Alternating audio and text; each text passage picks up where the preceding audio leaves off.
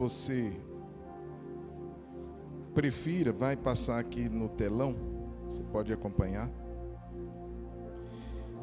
Livro de Esdras, capítulo 7, que tempo abençoado, que culto maravilhoso. Podemos apresentar ao nosso Deus esse tempo tão marcante para nós, que a bondade de Deus se manifesta em nosso meio. Esdras, capítulo 7.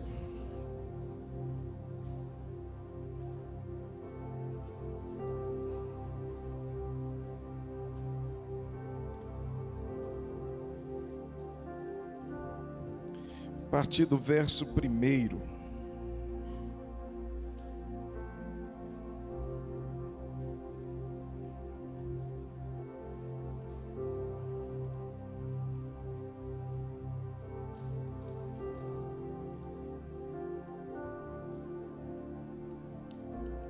Esdras 7, primeiro está aqui no telão, você também pode acompanhar.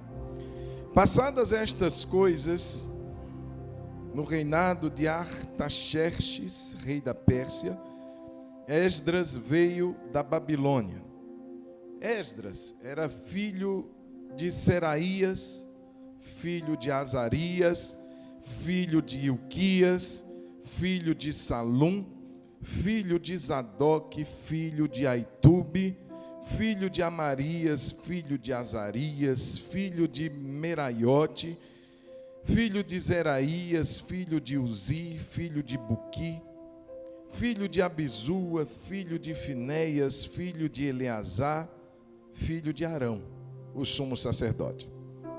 Ele era escriba, versado na lei de Moisés, dada pelo Senhor Deus de Israel.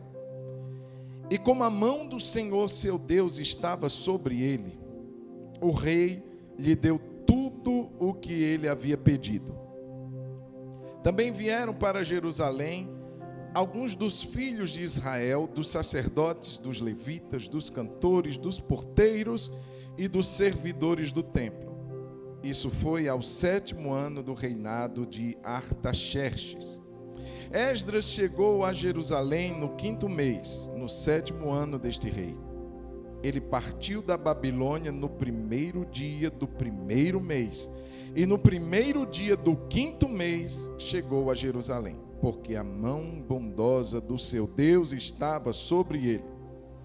Porque Esdras pôs no coração o propósito de buscar a lei do Senhor, cumpri-la e ensinar em Israel os seus estatutos e os seus juízos. Amém?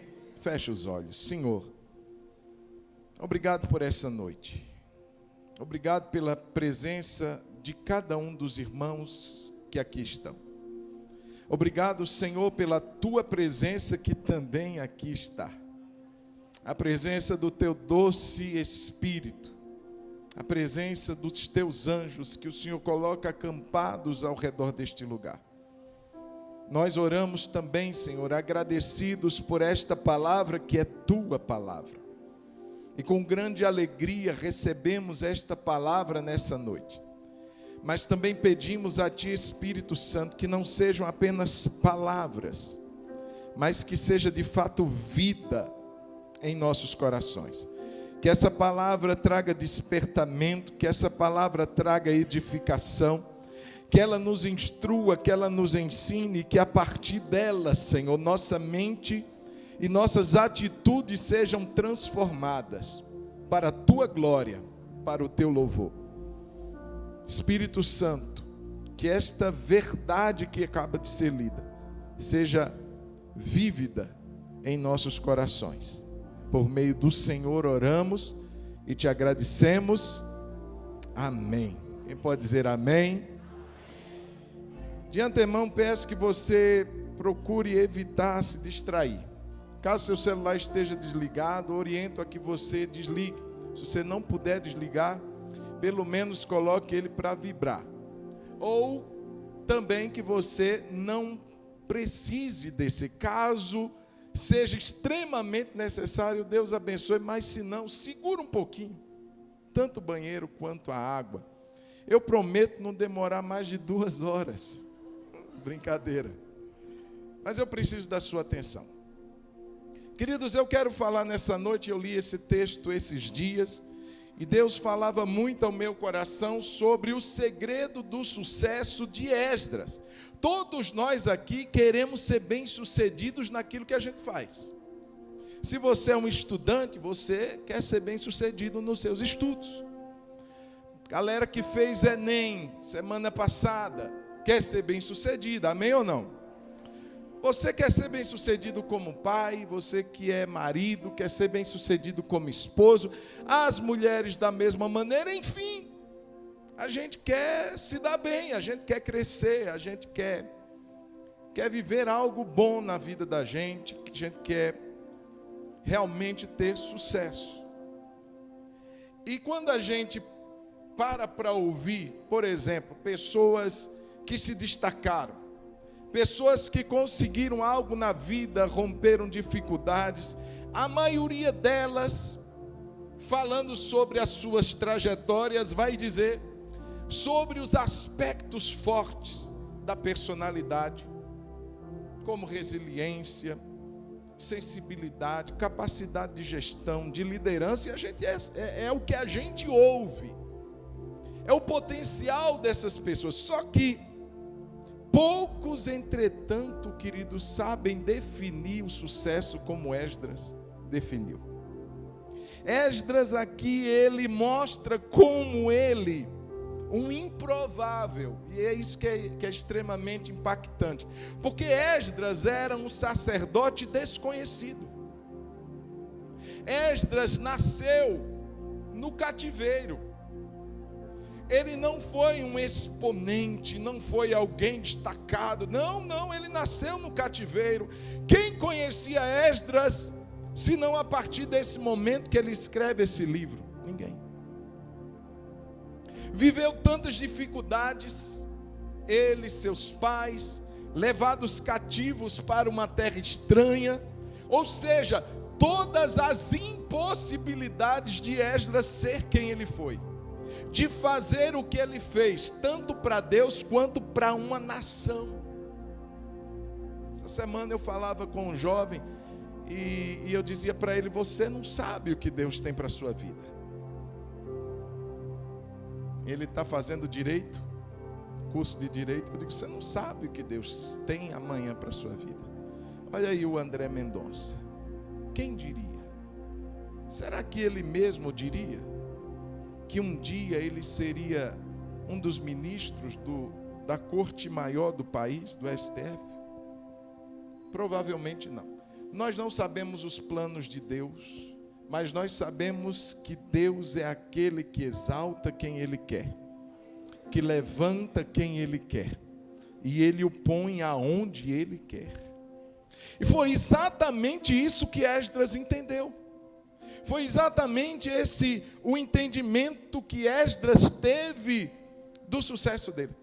E eu queria que você acompanhasse comigo as 6 vezes que Esdras menciona o segredo do seu sucesso. Por 6 vezes, em 2 capítulos, Esdras fala exatamente qual o segredo de qualquer pessoa prosperar, qualquer pessoa se dar bem, qualquer pessoa ter sucesso. Eu digo qualquer pessoa. Qual pessoa? Qualquer pessoa. Capítulo 7, versículo 6. Ele era escriba versado na lei de Moisés, dada pelo Senhor Deus de Israel. E como a mão do Senhor, seu Deus, estava sobre ele, o rei lhe deu tudo o que ele havia pedido. Verso 9. Ele partiu da Babilônia no primeiro dia do primeiro mês, e no primeiro dia do 5º mês chegou a Jerusalém, porque a mão bondosa do seu Deus estava sobre ele. Verso de número 28. E que estendeu para mim a sua misericórdia diante do rei, diante dos seus conselheiros e de todos os seus príncipes poderosos. Assim eu me animei, porque a mão do Senhor, meu Deus, estava sobre mim. Capítulo 8, verso 18. E como a mão bondosa de Deus estava sobre nós, ele nos enviaram um homem sábio, dos filhos de Mali, filho de Levi, filho de Israel, a saber, Serebias, com seus filhos e irmãos em número de 18. Verso 22.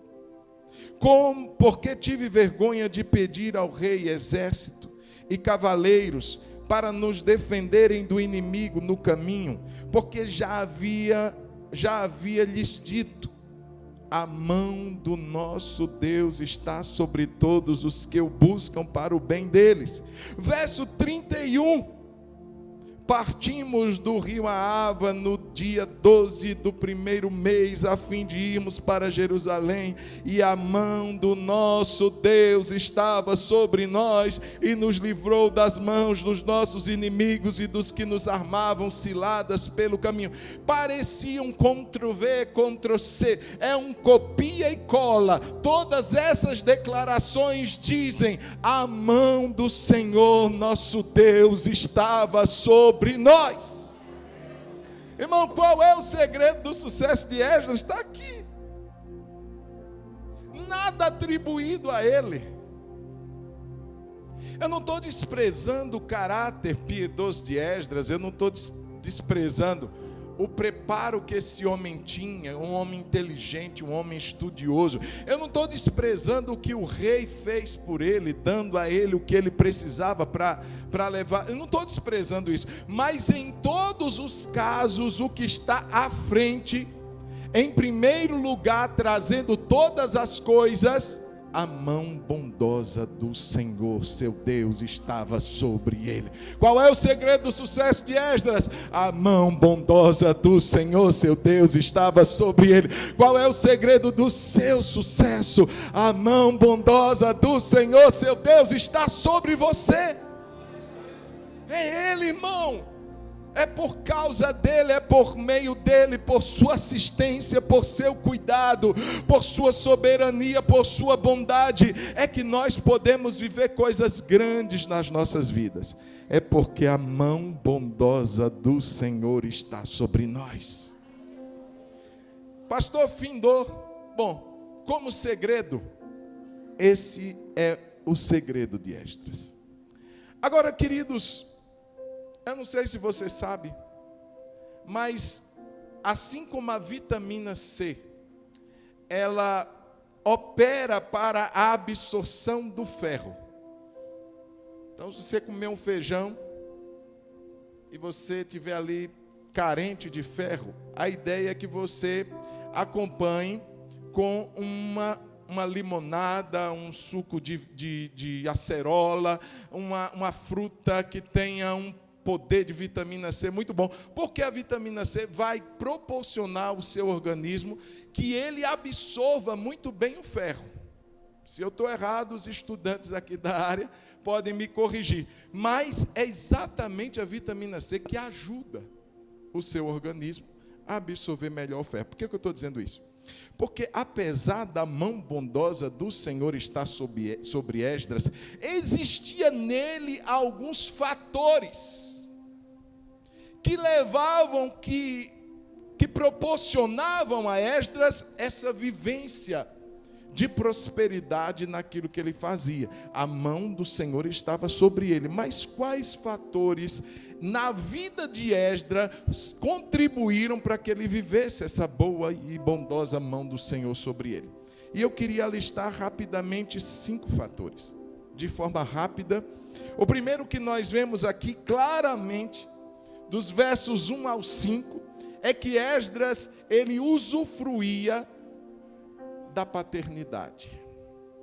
Eu vou destacar 5 palavras pelas quais Esdras potencializava a mão de Deus, abençoando, prosperando a sua vida e aquilo que ele fazia. Primeiro, então, paternidade. Diga comigo, paternidade. Irmão, são 16 nomes. E em todos eles diz: Esdras era filho, filho, filho, filho, filho, filho, filho, filho, filho, filho, filho. De uma coisa que Esdras não sofria: do mal da orfandade. 16 nomes de sacerdotes extremamente tementes, que deixaram a Esdras um poderoso legado de fé, de obediência a Deus, de zelo pelas coisas de Deus. É o que nós vemos nessa linhagem paternal de Esdras. Queridos, o mal que domina nossa era é justamente esse mal chamado orfandade. Eu digo tanto pelo aspecto familiar, como nunca pessoas vivem esse mal dentro das suas casas. Pais que abandonam lares, pais presentes mas ausentes, filhos que sofrem orfandade de pai vivo e que deixam de receber um referencial que Deus deixou para eles em casa. Pais que macularam esse privilégio dado por Deus de serem pais.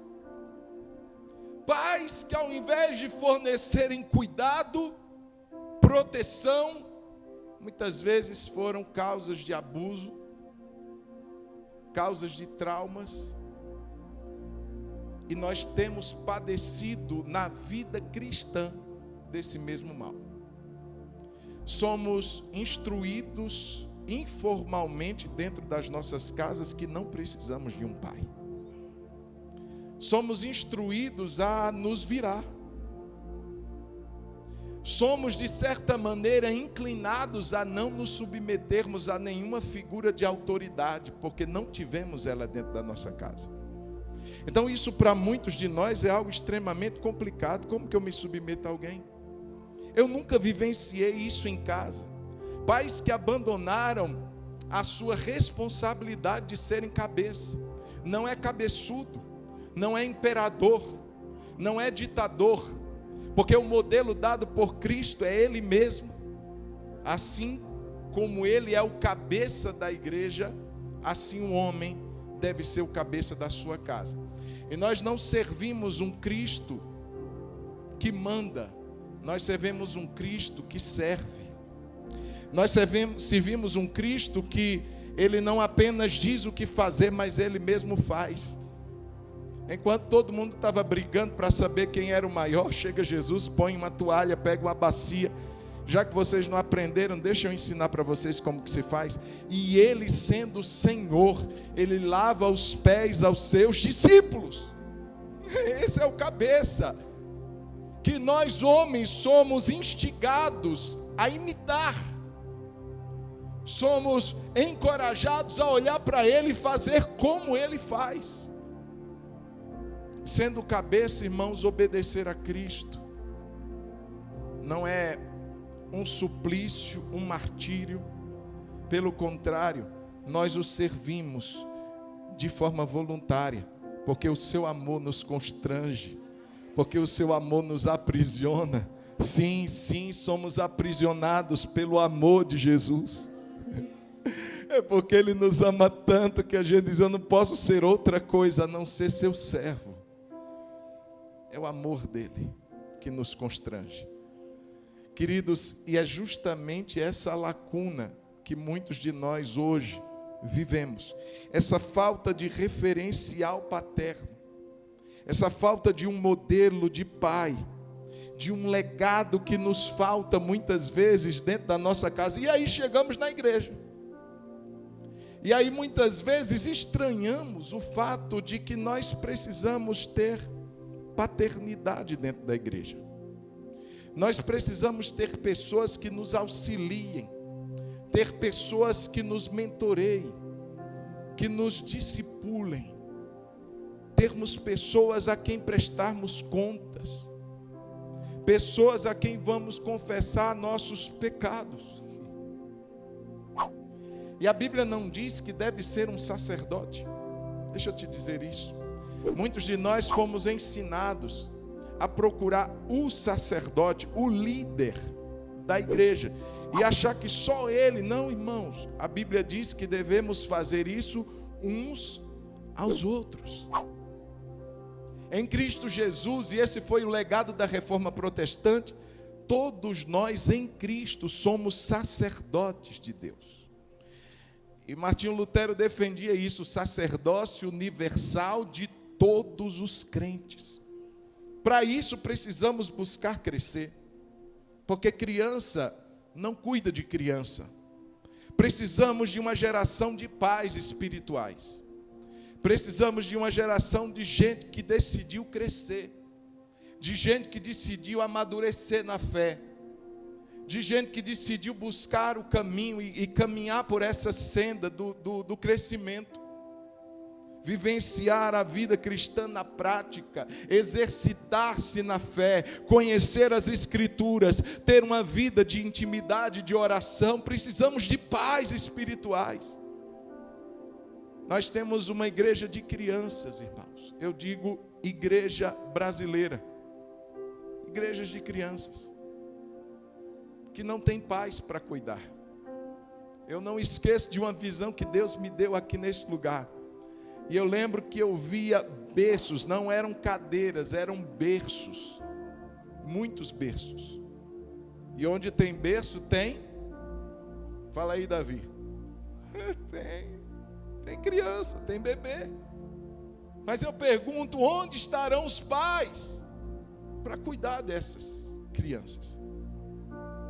E nos vemos perdidos, nos vemos sem saber o que fazer, porque nos faltam pais espirituais. Esdras não viveu esse problema. Esdras teve um bônus na sua vida, porque teve uma carreira de homens que o mentorearam, mesmo que através dos seus legados, não da sua presença, porque não tinha como eles estarem vivos quando Esdras servia, mas que deixaram princípios, deixaram uma bagagem. Eu quero te encorajar, querido, deixa eu te falar isso. Quem são seus pais espirituais? Quem são aqueles que você vai buscar através deles o crescimento para a sua vida, correção, alinhamento, prestação de contas? Quem são esses? Pastor, não preciso de ninguém, não dou conta da minha vida a ninguém. Então você é um órfão. Então você não tem pai espiritual, não tem mãe, você é órfão. Se submeter à disciplina, sim. A receber está errado. Não é dessa maneira, nos ferimos. Irmãos, a prova é tão grande que a igreja de hoje é uma igreja menina, é que a gente se fere quando alguém nos repreende, quando um líder chama a nossa atenção, quando mãe e pai, às vezes em casa, chamam a atenção, filhos se levantam dizendo assim: não, que é isso? Não aceito, você é órfão. Precisamos ter coração aberto e viver o que Esdras viveu. Não temos, irmãos, que nos submeter a uma cultura de orfandade. Deixa eu dizer uma coisa.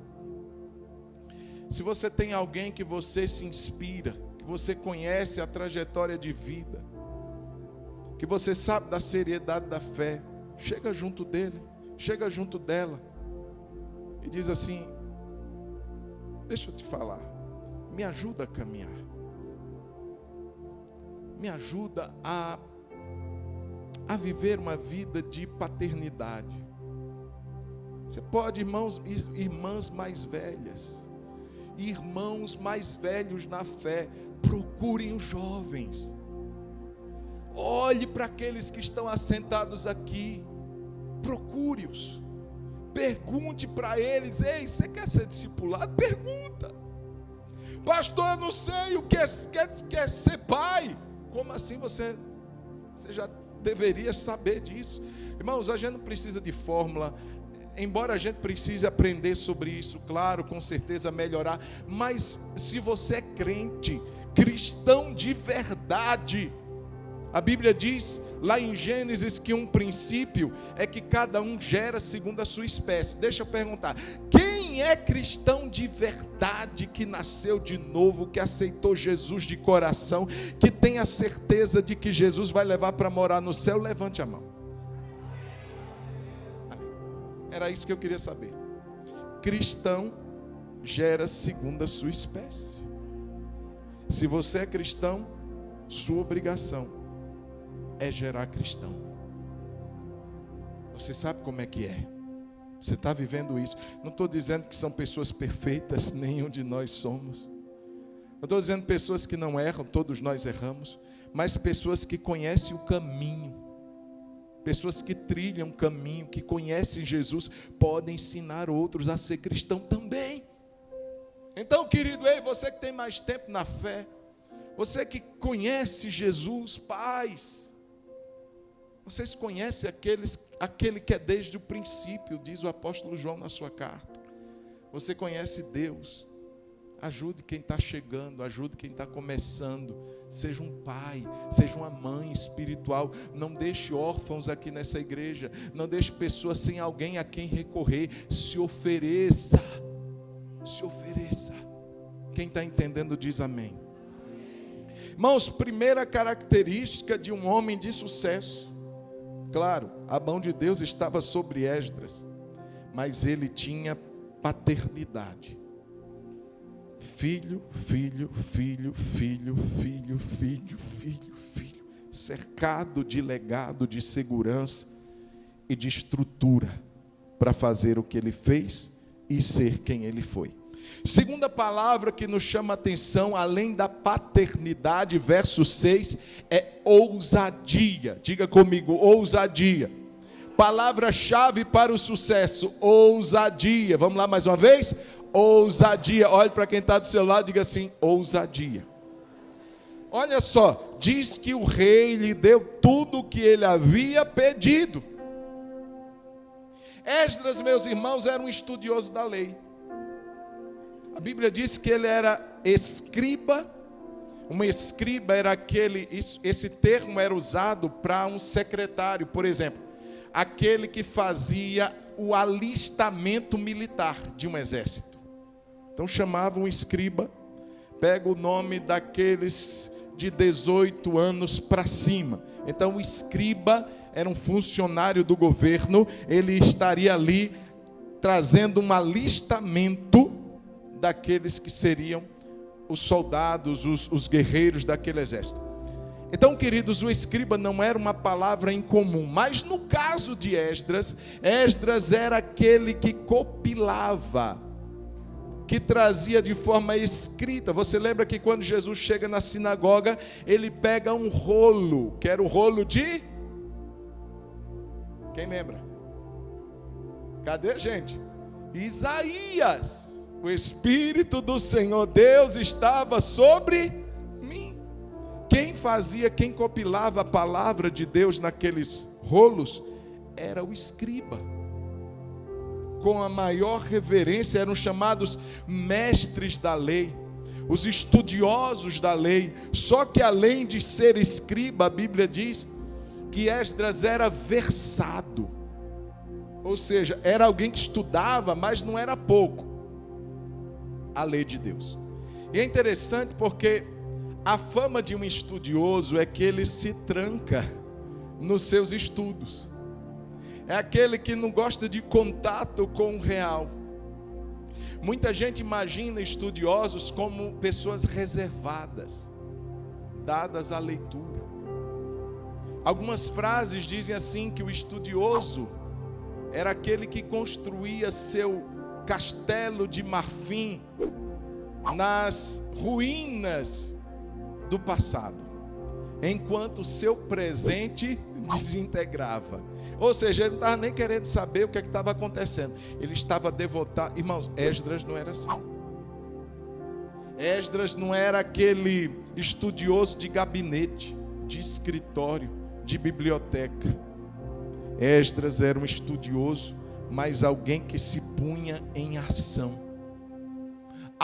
À medida que Esdras estudava a Bíblia, à medida que Esdras conhecia o Deus da Bíblia, à medida que Esdras conhecia as promessas que Deus tinha para aquele povo, que era o povo dele, ele entendia que precisava fazer alguma coisa. Ei, meu irmão, estudar é bom e eu te incentivo, te encorajo a ser um estudioso da palavra de Deus. Amém, queridos?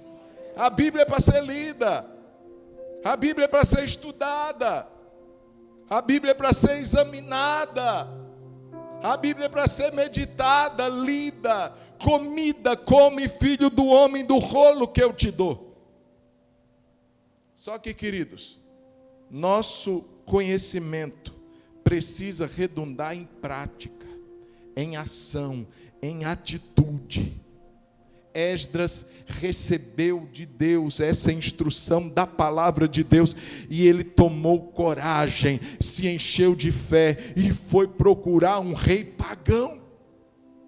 O Artaxerxes, o poderoso rei, é procurado por um sumo sacerdote desconhecido, nascido num cativeiro, nunca soube o que era liberdade. Chega lá Esdras. Não sei como foi essa reunião, porque a Bíblia não dá detalhes. Mas ele então tem uma conversa com o rei. Certamente ele, pela palavra que ele conhecia muito bem, ele diz: rei, o nosso povo é um povo que serve o Deus que fez os céus, que fez a terra e que dá poder a todos os homens para governar. É Ele quem exalta, é Ele quem abate. E eu venho aqui com um pedido. Nós precisamos estar indo a Jerusalém, que está em ruínas. Mas nós precisamos de ouro, nós precisamos de prata, nós precisamos de animais para sacrificar em holocausto ao nosso Deus. Nós precisamos voltar com os nossos levitas, nós precisamos restituir a adoração na casa do nosso Deus. Nós precisamos dos porteiros para cuidarem do templo, nós precisamos dos levitas cantores para ministrarem adoração. E ele foi alistando uma série de requisitos, irmão, diante do rei. Que ousadia era essa? Era a ousadia de um homem que tinha fé na palavra de Deus. Irmãos, e é interessante porque o texto no verso 6 diz que o rei lhe deu tudo o que ele havia pedido. Tem gente que quer avançar, mas quer ficar sentadinho. Tem gente que quer crescer, mas quer crescer dentro de um ambiente fechado, sem se misturar, sem dar a cara, sem se permitir errar também, sem arriscar. Ninguém avança parado onde está. Todo automóvel, para caminhar, ele precisa vencer com a inércia. Ele precisa se movimentar, e eu quero te dar essa palavra hoje. Não adianta você ficar sentado sonhando: eu quero muito, muito ser alguém, e aí está o Enem para fazer e você não estuda. Você diz assim: se Deus quiser, quando eu estiver na hora da prova, os céus hão de se abrir sobre mim, a minha cabeça vai nessa, bonitinho. Querido, nós precisamos nos mover e sermos ousados naquilo que sabemos que é a vontade de Deus para a nossa vida. Encare, irmão. Vai para cima, irmã. Pastor, eu quero tanto ser uma mulher, uma pessoa que serve a Deus. Meu problema é que eu dependo que o meu marido me leve, me busque, porque só ele dirige. Ele já disse: tira a carteira. Mas eu sou tão temerosa, pastor. Ei, minha irmã, vai para cima. Cadê as mulheres aqui dessa igreja? Eu sei que seu maridão vai ficar feliz em te dar o carro. Cadê os homens da igreja? Converteu não, viu, irmão? Está com ciúminho do carro, é? Seu carro é seu ídolo? É seu Deus? Deus tira, tá? Pastor está rogando praga, não, irmão. Sou isso não. Mas deixa eu dizer uma coisa: se tiver um Deus na sua vida que não seja o Senhor Todo-Poderoso, Deus tira. Vai para cima, irmã. Jovem, pastor, eu quero tanto ser alguém. Vai para cima, vai estudar. Quero ser alguém. O que está faltando? Eu não sei. Se você não sabe, quem vai saber por você? Esdras era ousado. Opa, eu tenho uma missão, eu tenho um propósito, só que eu não tenho condições. Vou lá com o rei, vou pedir uma reunião com o rei. Quem é, gente? Não é com segredo. Eu vou para o rei Artaxerxes e vou colocar diante dele o que a gente precisa. Ah, meu irmão, a boa mão do Senhor estava sobre Esdras e o rei lhe deu tudo o que ele havia pedido. Você crê que a mão de Deus está sobre a sua vida? Então, querido, se mova. Olhe para quem está do seu lado e diga assim: meu querido, se mova.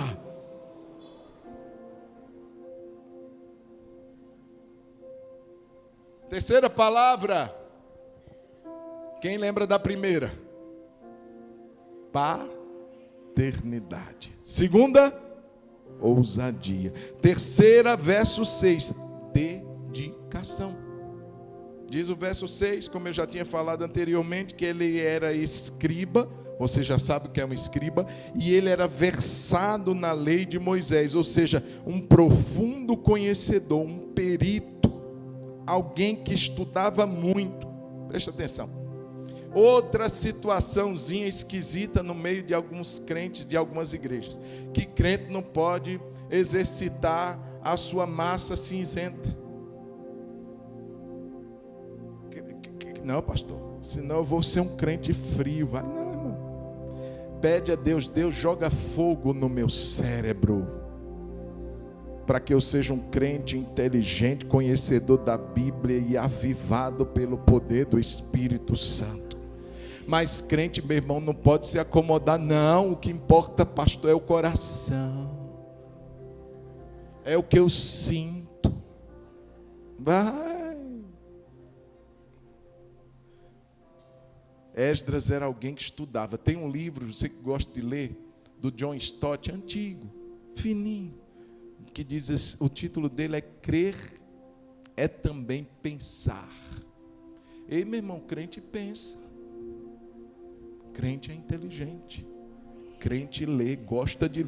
Irmão, presta atenção. Eu ouvi alguém dizendo uma frase que a princípio me estranhei com essa frase, mas no final concordei. Se você é crente e não gosta de ler, você precisa se converter. Sabe por quê, irmãos? Porque o Deus que você e eu servimos deixou um livro. Um livro! E livro não é assim, você põe a mão nele e diz assim: não, meu irmão. Você tem que abrir a Bíblia. Tem 66 livros poderosos, carregados de graça, de unção, de verdade. E a gente precisa ler. Tem que estudar, irmão. Tenha bons livros. Seja versado. Irmão, pior coisa é a crente que não sabe o que diz. Fica inventando versículo que não existe. Faça a tua parte, diz o Senhor, está na Bíblia Sagrada, que eu te ajudarei. Me mostra, varão. Essa tua Bíblia você comprou aonde? Buscar em primeiro lugar o reino de Deus e todas as coisas. PlayStation, carro novo. Não tem não, isso na Bíblia, irmão. Tem não. Você está lendo uma outra Bíblia aí. Deixa eu dizer uma coisa. A Bíblia diz que você e eu devemos saber responder com mansidão. Não é com arrogância. É todo aquele que pedir a razão da esperança que há em nós. Se alguém chegar um dia para você e dizer assim: me explica por que você é crente.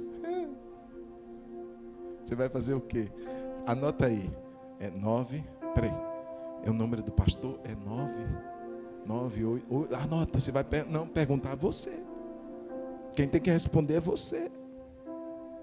Você é crente. Amém, querido? Amém ou não? Só que nós precisamos ter dedicação. Tem crente que não lê Bíblia. Tem crente que não sabe o que é ler Bíblia. Irmão, Bíblia se lê todo dia. E Bíblia não é caixinha de horóscopo, não. Ei, não é frasezinha de biscoito da sorte, não. Que você come o biscoitinho e tira a frase. Ai, que confirmou o quê? Confirmou sua ignorância. Confirmou que você não gosta de ler o livro que Deus lhe deu para você ler. Lê a Bíblia todo dia, meu irmão. Você vai se alimentar das palavras da verdade e da fé que há em Cristo Jesus. Você vai ser forte. Você não vai comer qualquer coisa que te derem por aí. Tem crente dando ouvido à heresia porque não está alimentado. Porque se alimenta de versículozinhos só, irmão. Lê Bíblia, sustância, feijoada, tropeiro da rua, é coisa que dá vigor. É para ler Bíblia. Estude. Quem era Esdras? Era um escriba versado na lei de Moisés. Amém? Eu espero aquele dia, irmão, que termina o culto, em vez de você chegar e dar um tapinha nas minhas costas e dizer que palavra abençoada, você dizer assim: pastor, aquele versículo que você falou está trocado. Vou ficar feliz que você estava prestando atenção. E porque você sabe o que é e o que não é. Quem está entendendo, dá um glória a Deus. Irmão, não fico com raiva não, tá? Não fico com mimimi. Até porque eu não sou o dono da verdade. Eu busco essa verdade, eu me alimento dela, mas o dono é Ele, Jesus de Nazaré. Ele disse: eu sou o caminho, eu sou a verdade e eu sou a vida. Vamos aplaudir esse Jesus maravilhoso. Aleluia! Aleluia! Paternidade, diga paternidade. Ousadia, diga ousadia. Dedicação, diga dedicação. A quarta palavra, perseverança. Olha aí o verso de número 9.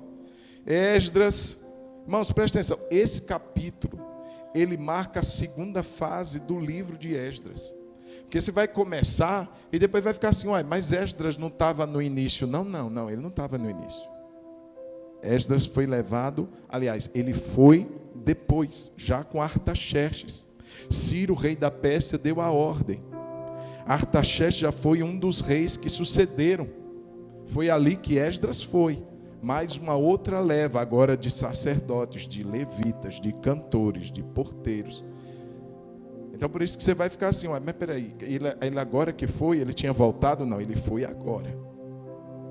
E aqui diz que ele fez uma viagem. Verso de número 9. Ele partiu da Babilônia no primeiro dia do primeiro mês, 1º de janeiro da época de Esdras. Foi da Babilônia para Jerusalém. E ele chegou em Jerusalém quando? No primeiro dia do 5º mês. Faz as contas. Esdras gastou quantos meses? 4. 4 meses de viagem de Babilônia para 4 meses viajando, irmão. Quando a gente ia para o Nordeste de Gontijo, eram 36 horas eternas, que não passavam nunca. 36 horas de viagem, 1.800 quilômetros. Gente que tirava o tênis e amargava o ônibus. Meu Jesus, faz essa viagem terminar, por favor. Gente que abria cheetos de cebola, aquele negócio cebolitos. Meu irmão, aquilo dali é a praga do Egito. O fedor daquele negócio é violento. É gostoso, mas o cheirinho que ele exala. A farofa requentada, irmão, lá para quase depois de um dia de viagem, abrir aquela farofa dentro do ônibus. Oh, Jesus! Agora imagina 4 meses. 4 meses vivendo as oscilações do clima, as oscilações do tempo. 4 meses suportando a fadiga, a exaustão. Porque Esdras tinha uma paixão no coração dele, que fazia ele não desistir. Sabe, irmãos, ninguém avança se não tiver perseverança no que faz. Se você não tem paixão pelo que você faz, você desiste. Se você não entende, não tem paixão pela família que você tem, qualquer problemazinho você vai querer ir embora. Se você não tem paixão pelo evangelho que você prega, que você crê, qualquer coisinha vai te afastar do evangelho. Esdras tinha uma paixão pela sua terra e tudo que ela representava. Não era a terra de Esdras, era a terra de Jeová, era o povo de Deus. E eu vou voltar para a minha terra e vou servir o meu Deus e o meu povo na palavra de Deus. Irmãos, que paixão que consumia Esdras. Que paixão que fazia Esdras avançar dia após dia, 4 meses, em uma viagem cansativa, mas ele era indesistível. Eu quero te dar essa palavra, você que chegou aqui querendo abrir mão de alguma coisa, e que vale a pena. Você olha e diz assim: vou abrir mão do meu filho. Você é doido? Você ficou surtado? Vou abrir mão do meu casamento. Você pirou de vez? A gente abre mão do que é nhaca, irmãos. A gente abre mão do que não vale nada. A gente abre mão do que é vil, do que é valioso não. Não abra mão de amizades. Não abra mão da sua família. Não abra mão do seu Deus, da sua fé, da sua igreja. Vou voltar e vou servir a Deus e ao meu povo. Quanto tempo? 4 meses? Estou agarrado. Estou nessa viagem. E não vou desistir. Eu queria que você levantasse a sua mão e pedisse a Deus: Deus, não me deixa desistir não. Diga: Deus, me dá a mesma perseverança que o Senhor deu a Esdras. Que essa paixão que arde no meu coração me mova todas as manhãs, todos os dias, para que eu não desista, em nome de Jesus. Você pode dizer amém. Paternidade.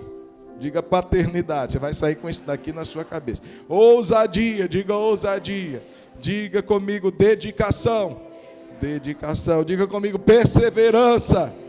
E para terminar, diga glória a Deus. Propósitos. Verso de número 10. Porque Esdras... Vamos lá para todo mundo ler ali. Foi embora? Dá para colocar ali? Verso 10. Capítulo 7. Aí, vamos ler juntos? Porque Esdras pôs no coração o quê? Diga propósito. Ele pôs no coração o propósito de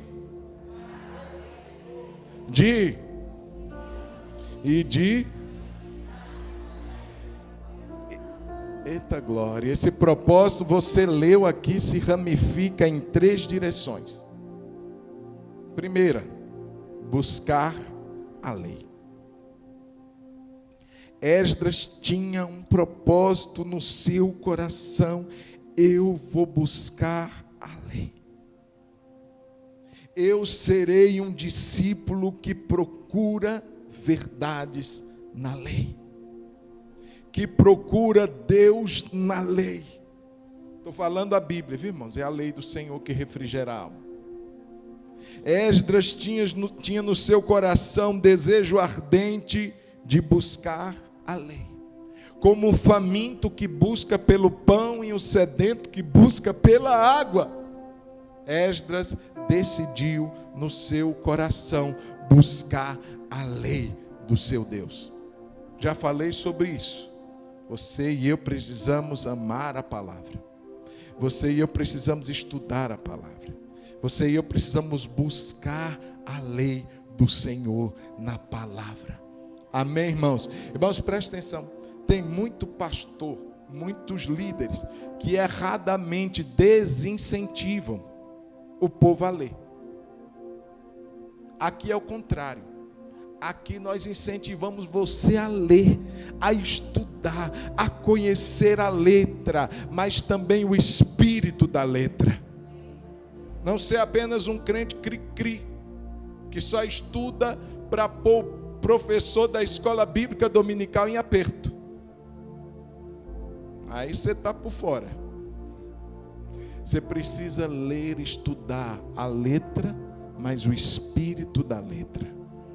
O poder de Deus, através do Espírito Santo, que vai iluminar seu entendimento para você conhecer a palavra de Deus, para você servir aqueles que estão com fome, para você servir aqueles que estão com sede, para você ser alguém que vai se alimentar da palavra de Deus, buscar a lei. Qual era o propósito de Esdras? Buscar. Coloca de novo lá, Dai, coloca de novo, não tira não, por favor, deixa lá, gravado, para a gente ficar olhando aquele versículo lindo, maravilhoso, de Esdras 7:10. Esse propósito, buscar, deixa lá.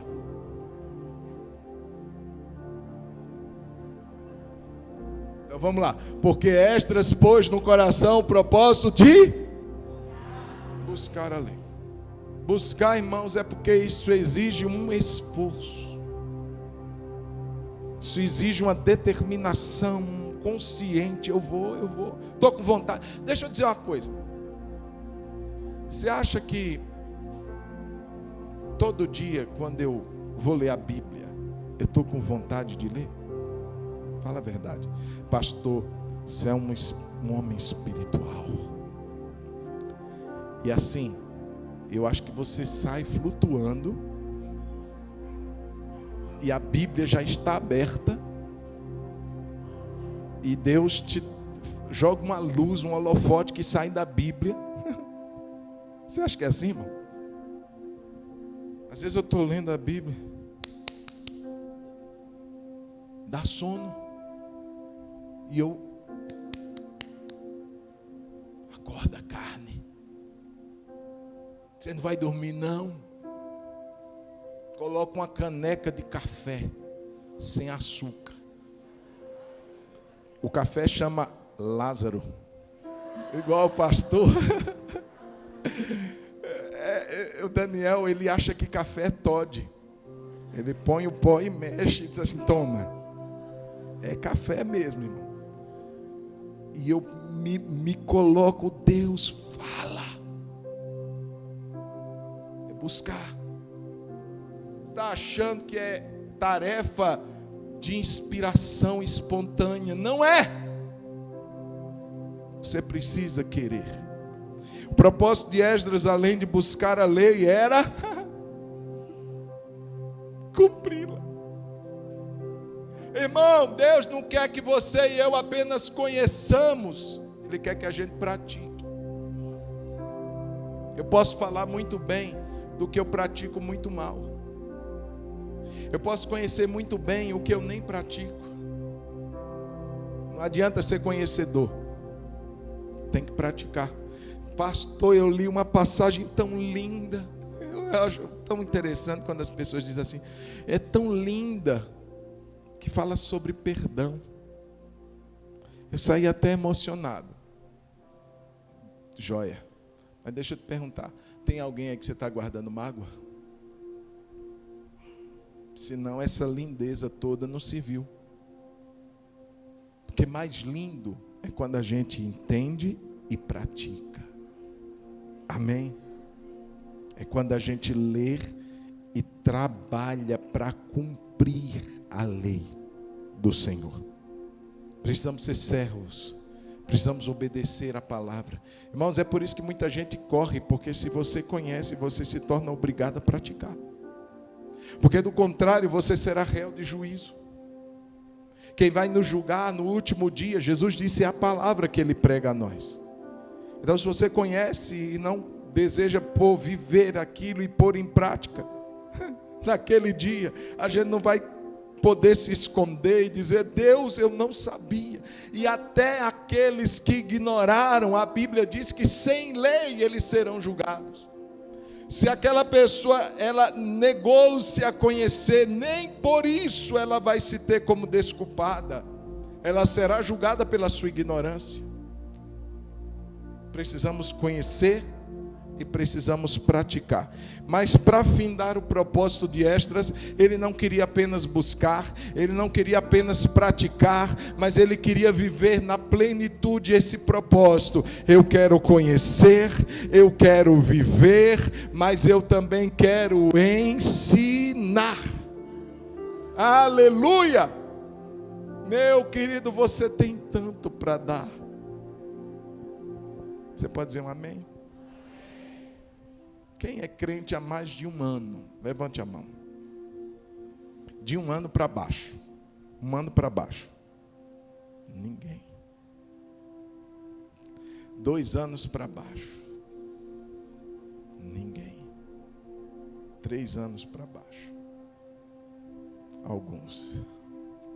4 anos para baixo. Está piorando, viu? 4 anos para baixo. 10 anos para baixo. Meu Deus, o negócio está ficando sério. 20 anos para baixo. 30 anos para baixo. E eu pergunto: o que é que a gente fez com o que a gente recebeu?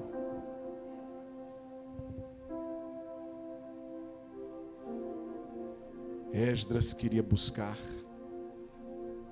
Esdras queria viver. Mas Esdras queria ensinar. Primeiro púlpito que você tem, pai e mãe, é na sua casa. Não é que você vai colocar lá um centrozinho e a Bíblia. Agora sentem-se e abramos as sagradas, santas, poderosas, inerrantes, inefáveis, inexprimíveis. E aí começa: palavra de Deus, porque eu vos falarei os oráculos eternos da palavra. Não, meu irmão, não precisa dessa firula toda, não.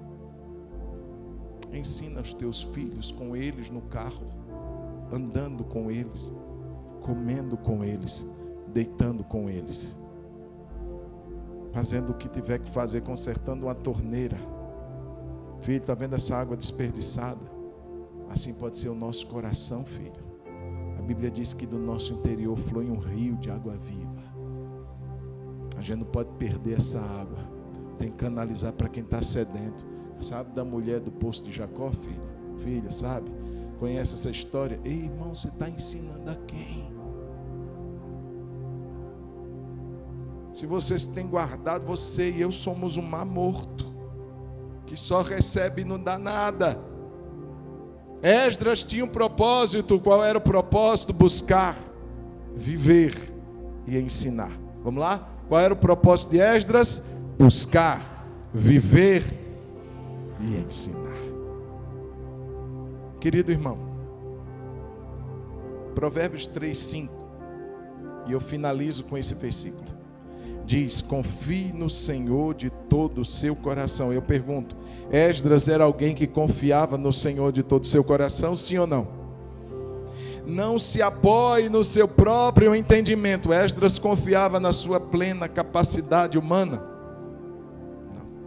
A boa mão do Senhor, meu Deus, está sobre mim. Confie no Senhor de todo o seu coração e não se apoie no seu próprio entendimento. Verso 6: reconheça-o em todos os seus caminhos e ele endireitará as suas veredas. O que é que Esdras mais fazia? Era reconhecer o Senhor em todos os seus caminhos. Eu vou pedir ajuda ao rei. E eu conseguir a ajuda do rei. Por quê? Porque eu sou o cara. Não. porque a boa mão do Senhor está sobre mim. Queríamos fazer uma viagem, temíamos os perigos da estrada, mas não pedimos exércitos ao rei, embora pudéssemos pedir. Mas por que não pedimos ajuda ao rei? Porque dissemos para o rei pagão que a boa mão do Senhor nosso Deus é com todos aqueles que o buscam para o bem. Não vamos pedir, Deus vai nos guardar, Deus vai nos levar. Esdras reconhecia o Senhor em todos os seus caminhos. Eu quero convidar você a fechar os seus olhos nesse momento. Você quer ter sucesso?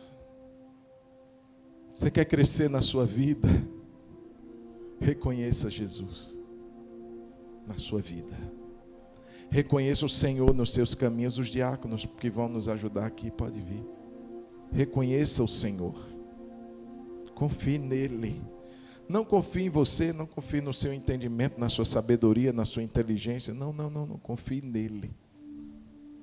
E Deus fará coisas extraordinárias na sua vida. Mas você viu comigo isso daqui, fatores que tinham na vida de Esdras, que tem que ter na minha, na sua. Primeira coisa, ore por um pai espiritual, ore por uma mãe espiritual. E você que está aqui, que já tem tanta caminhada com Deus, seja um pai para alguém, seja uma mãe espiritual para alguém. Procure um jovem, não espere ele te procurar não, procura ele. Ei varão, ei varoa, vem cá. Você está caminhando, você tem alguém que te ajude aí a orar? Eu vou estar com você. Caminha só não.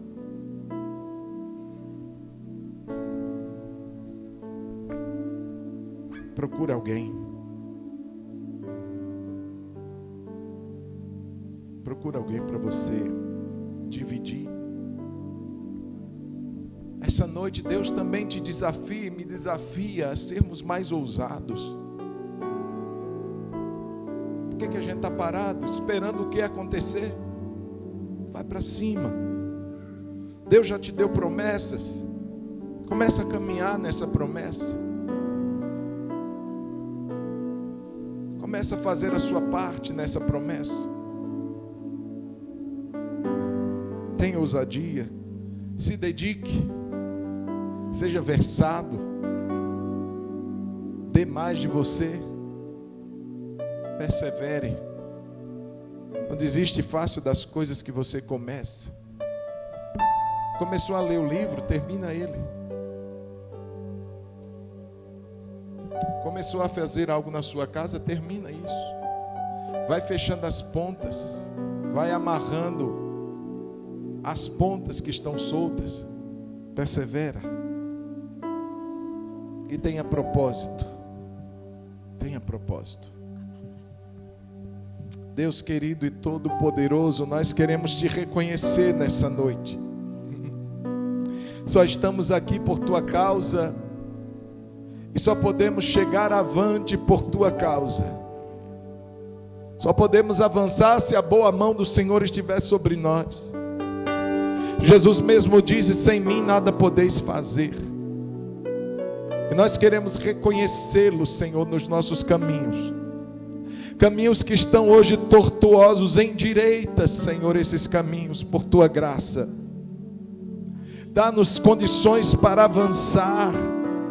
E o Senhor fará isso com qualquer um que queira. Esdras não tinha nada na vida dele que o fizesse destacado de outros. Estava ali no cativeiro, ninguém o conhecia, mas o Senhor o via. Os olhos do Senhor estavam sobre ele, e via nesse homem alguém tão dependente de ti.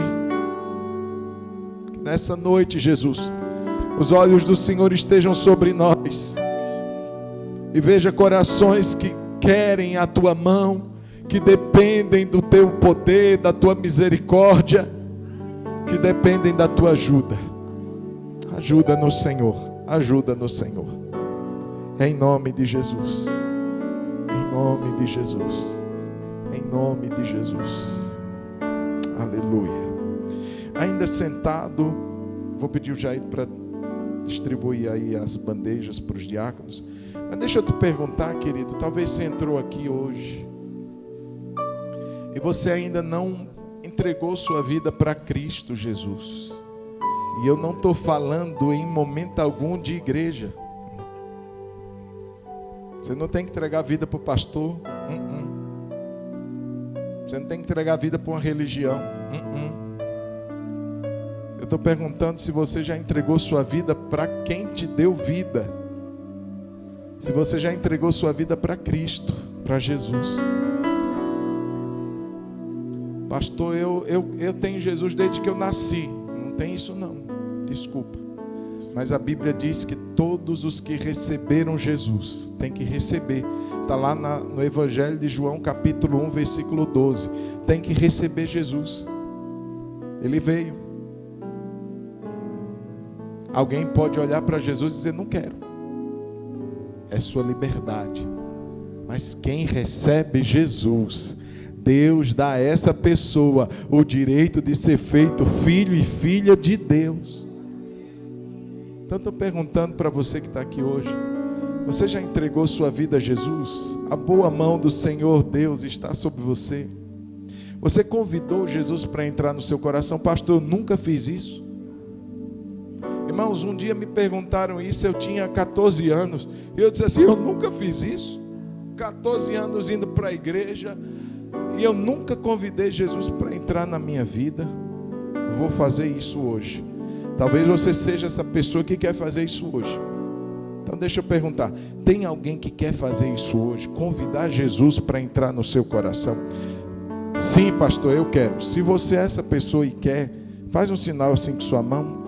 A igreja está toda de olhos fechados, orando, né? Todos nós. Eu quero te perguntar, tem alguém que quer entregar a vida a Cristo? Faz um sinal assim com sua mão. Eu quero orar com você. Se tiver alguém que hoje sente no seu coração esse desejo, pastor, eu quero uma mudança na minha vida. Pastor, eu quero hoje firmar uma aliança com Deus. E eu quero orar para que a mão de Deus esteja sobre mim, para que Jesus agora seja o meu companheiro de viagem. Ele nunca vai me abandonar. Ele nunca vai te abandonar. Tem alguém que quer fazer isso? Nunca fez? Quer fazer hoje? Faz um sinal assim, eu quero orar com você. Quero te dar essa oportunidade. Tem alguém? Deus abençoe, querido. Tem mais alguém que quer fazer essa oração? Faz assim. Um jovem ali atrás levantou a mão. Eu quero saber se tem outra pessoa que também quer fazer isso. Pastor, eu quero mudar minha vida hoje. Não é a igreja que vai mudar a sua vida. Não vai. Não vai nunca. Pastor, não, é Jesus. Quer fazer essa oração? Faz um sinalzinho aí com sua mão. Aleluia. Amém. Vou pedir para esse jovem que está lá atrás, curvar a cabeça dele, colocar a mão no seu coração. Se tiver alguém, eu quero ainda te dar esse tempo. Tem alguém além dele? Caso você queira, faz isso também. Coloca a mão no seu coração, fecha seus olhos, aí sentado como você está. E faz uma oração assim como a que eu vou fazer. Repete comigo aí, no seu lugar. Não precisa ser alto não, bem baixinho aí. Diz assim, Senhor Jesus, eu reconheço que eu preciso de Ti. Que sem Ti eu não sou nada. E eu peço nessa noite, que assim como esse homem chamado Esdras, cuja mão do Senhor estava sobre a vida dele, diga assim, Jesus, que a sua mão esteja hoje sobre a minha vida também. Eu peço que o Senhor, que morreu na cruz por mim, perdoe os meus pecados. Eu me arrependo, Senhor, de uma vida longe do Senhor. E peço que hoje o Senhor encontre no meu coração morada, um lugar para a tua habitação no meu coração. Em nome de Jesus. Amém. Amém. Amém. Vamos aplaudir Jesus, queridos.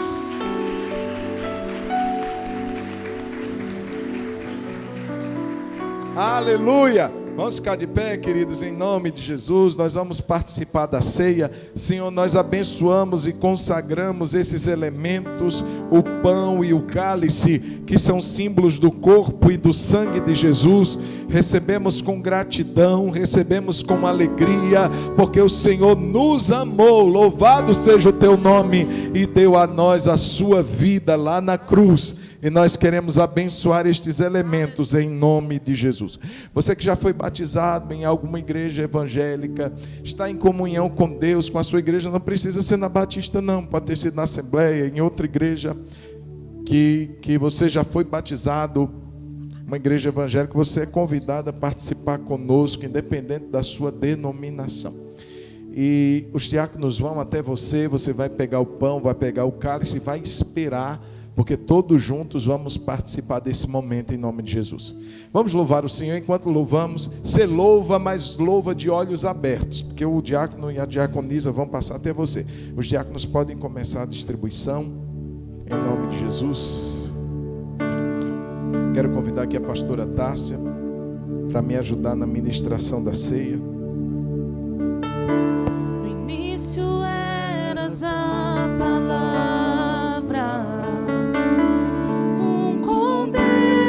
Altíssimo,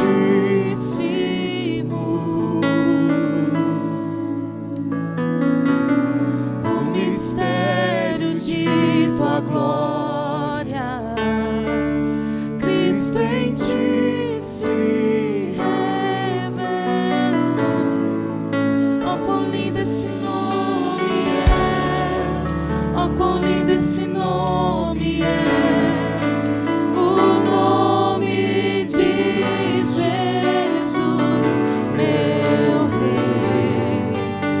Quão lindo esse nome é, maior que tudo ele é.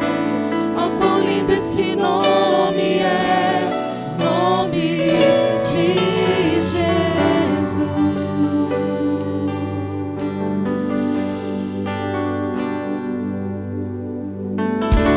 Deixou o céu para buscar-nos, veio pra nos resgatar.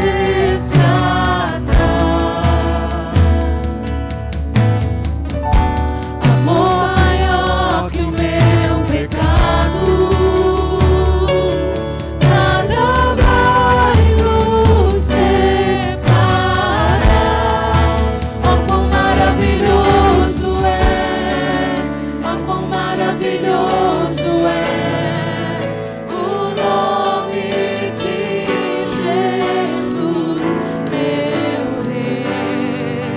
Oh, quão maravilhoso é, maior que tudo ele é. Oh, quão maravilhoso é, nome de Jesus. Oh, quão maravilhoso é, nome de Jesus.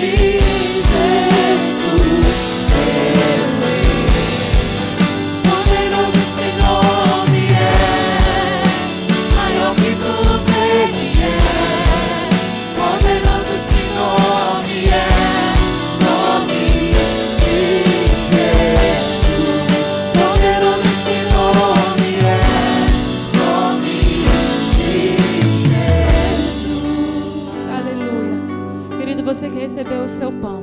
A palavra do Senhor diz que Ele é o pão vivo que desceu do céu. Quem dele se alimenta, por ele viverá. Aleluia. Nós que nos alimentamos desse pão poderoso que é o corpo de Jesus. Aqui você não tem o corpo, você tem um pão que simboliza o corpo de Jesus. E nós nos alimentamos de Ti, Senhor, porque naquela noite, querido, Ele disse o seguinte, que Ele recebeu da parte do Senhor o que também Ele o entregou. Naquela noite, o Senhor Jesus, na noite que Ele foi traído, Ele pegou o pão e, havendo dado graças, Ele o partiu e disse: esse é o meu corpo, que é dado em favor de cada um de vós. E Ele disse que isso seria para nós um memorial. E Ele disse: fazer isso todas as vezes, todas as vezes, todas as vezes, todas as vezes, em memória de mim. Por isso, nessa hora, você pode dar graças ao Senhor pelo corpo de Cristo. Senhor, pelo Teu corpo nós vivemos, porque Tu és esse pão que nos sustenta. É esse pão que nos alimenta. É de Ti, Senhor, que tomamos forças para continuar. É de Ti, Senhor, que conseguimos forças para prosseguir, para perseverar. Desse pão, Senhor, que é vida dentro de nós. E nós tomamos o pão em gratidão, Senhor, e o levantamos em gratidão, reconhecendo o Teu sacrifício que foi partido, Senhor, naquela cruz, o Teu corpo moído em favor de cada um de nós. E hoje esse pão reunido se reúne num só corpo, o corpo de Cristo aqui na terra. Por isso, Senhor, nós Te damos graças e comemos com gratidão. Você pode pegar o pão aí no seu lugar, meu irmão. Aleluia, Senhor. E coma do pão, grato, porque esse pão te sustenta. Esse pão te fortalece. Esse pão te conduz. Esse pão te faz com que tu não desistas nenhum dia da sua caminhada. É esse pão. É esse pão. É esse pão que nos sustenta. Obrigada, Jesus, por ser esse pão. Coma com gratidão no seu coração. Aleluia.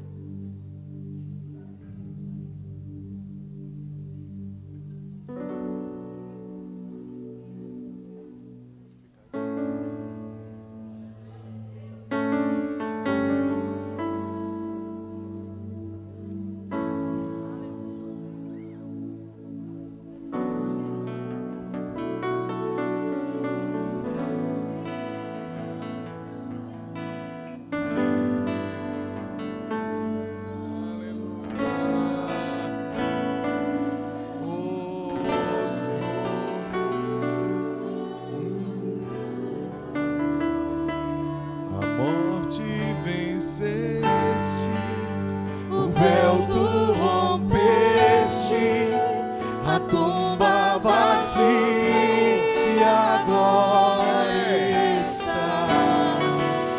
O céu te adora, proclama tua glória, pois ressuscitaste e vive está.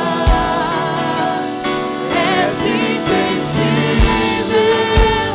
inigualável, hoje pra sempre reinarás. Teu é o reino, tu é a glória, acima de tudo nome está.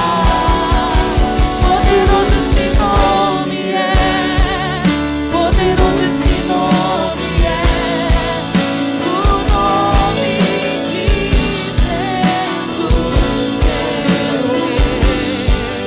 Poderoso esse nome é, maior que tudo ele é. Poderoso esse nome é, nome de Jesus. Poderoso esse nome é, nome de Jesus.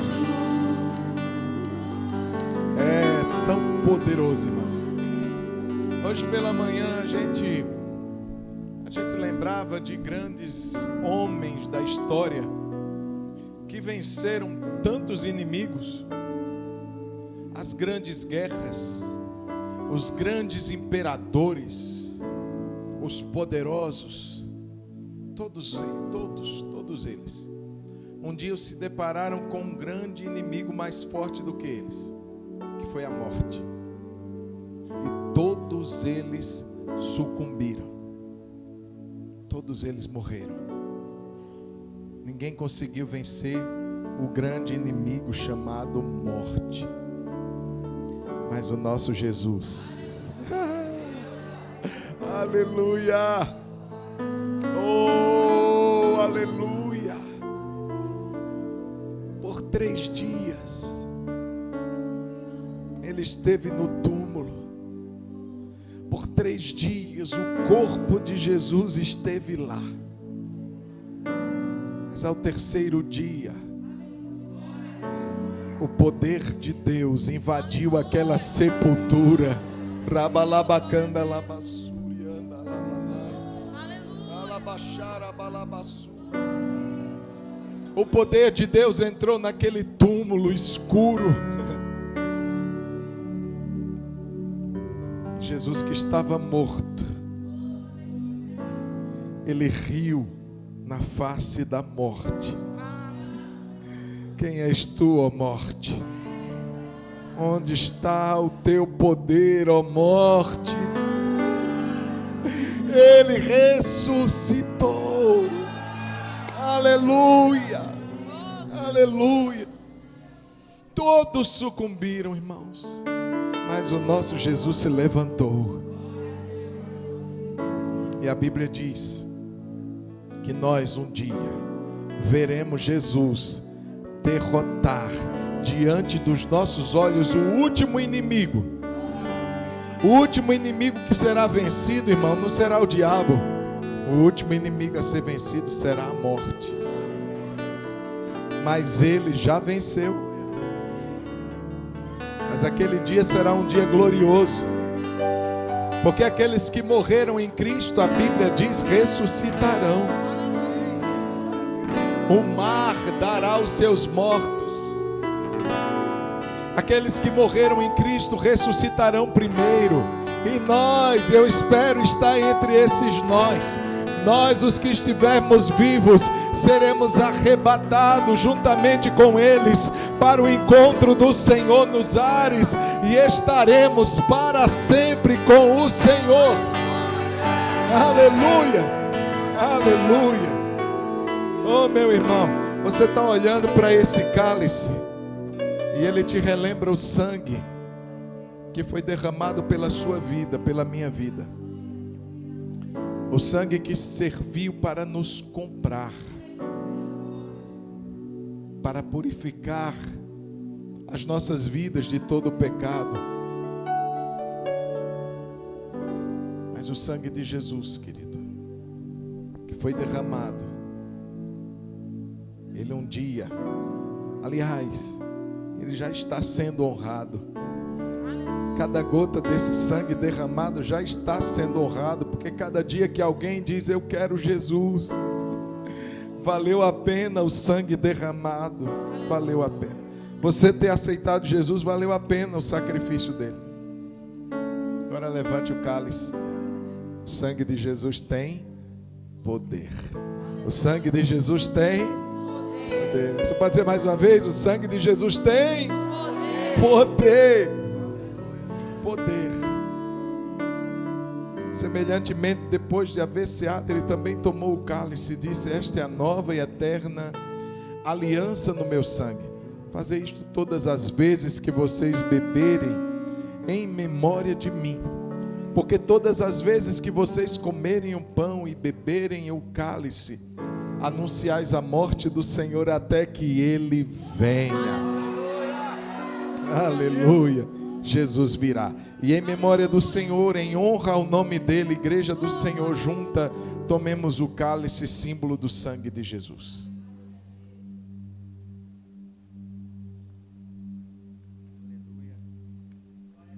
A morte venceste, o véu tu rompeste, a tumba vazia agora está. Os